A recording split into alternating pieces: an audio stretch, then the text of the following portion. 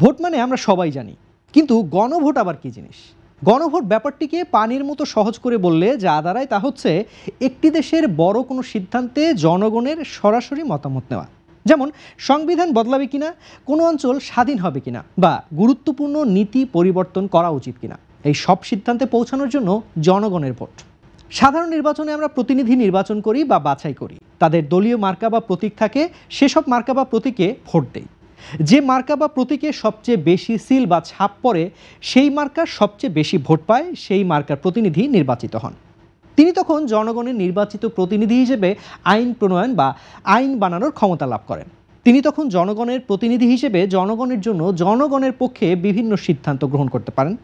কিন্তু গণভোটে কোনো দলীয় মার্কা বা প্রতীক নয়, বরং সুনির্দিষ্ট এক বা একাধিক জাতীয় গুরুত্বপূর্ণ প্রশ্ন থাকে, যার উত্তর হয় হ্যাঁ বা না।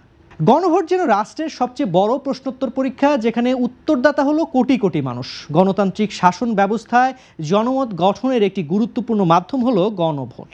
রাষ্ট্রের গুরুত্বপূর্ণ কোনো বিষয়ের উপর জনগণের সমর্থন আছে কিনা তা যাচাইয়ের জন্য যে ভোট অনুষ্ঠিত হয় তাকে গণভোট বলা হয়।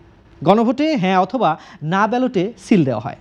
বাংলাদেশের জুলাই সনদ বাস্তবায়নে জনগণের অংশগ্রহণ নিশ্চিত বা সম্মতি নেওয়ার জন্য একটি গণভোট আয়োজনের বিষয়ে কথা বলছে জাতীয় ঐক্যমত্য কমিশন। সম্প্রতি কমিশনের সদস্যরা গণমাধ্যমকে জানিয়েছেন, গণভোট যদি নির্বাচনের দিন অনুষ্ঠিত হয়, ভোটাররা আলাদা ব্যালট পেপারে হ্যাঁ বা না ভোট দিয়ে জানাবেন তারা সনদটি সমর্থন করেন কিনা। এরপর যে দল পরবর্তী সংসদ গঠন করবেন তারা সনদ বাস্তবায়ন করবে। গণভোট বা রেফারেন্ডাম হলো এমন এক উপায় যেখানে ইতিহাসের বড় বড় সিদ্ধান্ত নেয় সরকার নয়, জনগণ নিজেরাই।